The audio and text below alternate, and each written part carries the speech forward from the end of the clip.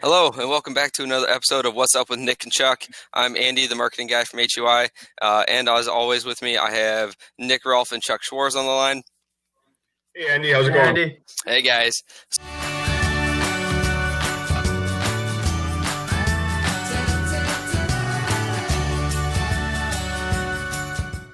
So this week we're going to continue our conversation about our medical casters. So Chuck, what do you got for us this week?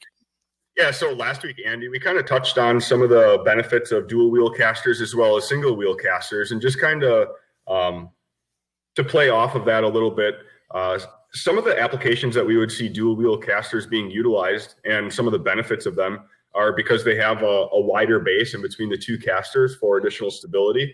And the nice thing about these two is if you're taking and going across a threshold, or if there's a gap like going into an elevator or something and you hit that on an angle, it'll take and maneuver over that feature on the floor a lot better. And then, if you would happen to take and run into a power cord or something and there's not cable pushers on the front of the casters, it's going to be less of an impact for that cable once the dual wheels run over that power cord.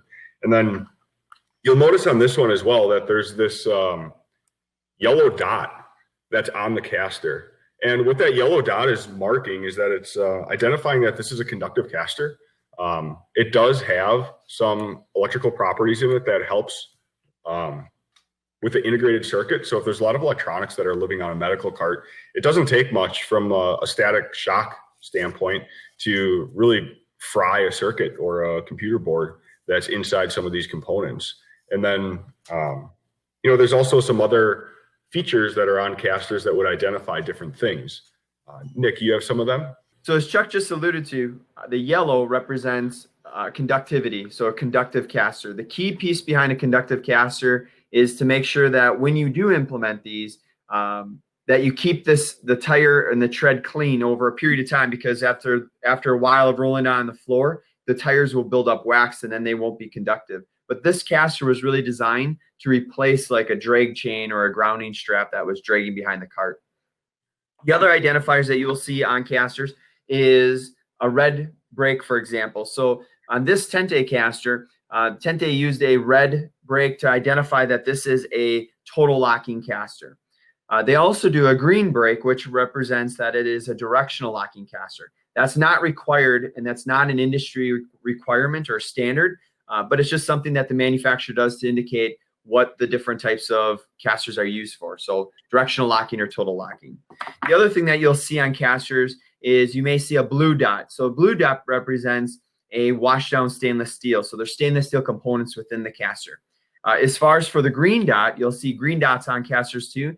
And that will generally mean that is non-magnetic. So again, the idea behind the green dots, the red dots, the red brakes, the green brakes is really more from a visual standpoint to tell people how to use the caster or what type of caster is being used on that cart.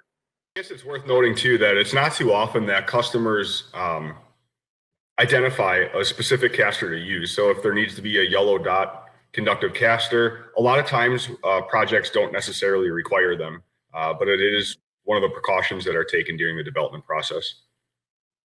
And just take note, you don't have to have a red brake on it or a green brake. You can have a black or a gray, whatever the caster company supplies. It's just it's just more of a visual for the user. So if any of our viewers have any additional questions regarding any casters, please feel free to let us know and we'll be happy to help any way we can. All right, guys, thanks for that information on casters. Like Chuck said, if anybody does have any more questions for these guys about casters or possibly want to see more information on these, leave us a comment below our video and we'll get back to you with that information as best we can. So until our next episode, everybody have a great week and stay safe. Thanks, guys. Thanks, Andy. See ya. Thanks for watching, everyone.